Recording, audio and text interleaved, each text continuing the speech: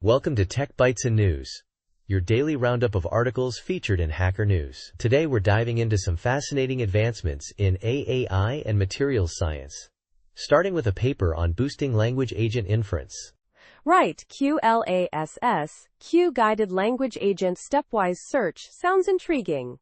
What's the core idea? Essentially, they're tackling the problem of inefficient reward models in language agents. Most systems rely on outcome-based rewards, which can be suboptimal. QLASS cleverly generates intermediate annotations by estimating Q values step by step. It's like giving the agent a roadmap instead of just a destination. So, a reasoning tree, you said? That's a smart approach to guide the agent through complex tasks. How does this compare to existing methods? It significantly improves performance, even with limited data. Almost half the annotated data of other methods. That's a huge efficiency gain. They're releasing the code and data too, which is great for reproducibility. Excellent. Let's shift gears to something completely different. Materials discovery. The Open Materials Generation, OMG, framework sounds promising. Absolutely. OMG uses stochastic interpolants to generate inorganic crystal structures. Think of it as bridging the gap between a known distribution of materials and the vast, unexplored space of possibilities. It's a unifying framework, encompassing diffusion models and flow matching.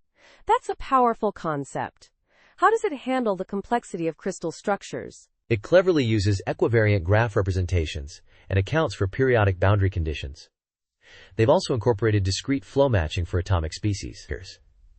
The results are impressive. It sets a new state-of-the-art in generative modeling for materials discovery. Impressive. Now let's talk about LLMs and optimization. The paper, Are Language Models Up to Sequential Optimization Problems, caught my eye. Yeah, that's a crucial question. They created WorldGen, a framework to generate SOPs of varying complexity, to test LLMs. The results? LLMs struggle with complex SOPs, but there's a twist.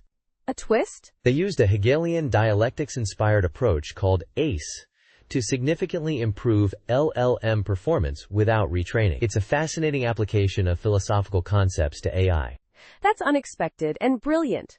It shows the power of interdisciplinary thinking. Let's move on to the next paper, which focuses on fairness in survival analysis. Right.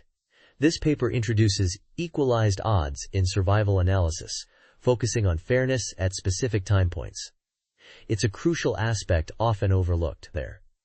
Their conditional mutual information augmentation, CMIA, approach tackles this head-on. Very important.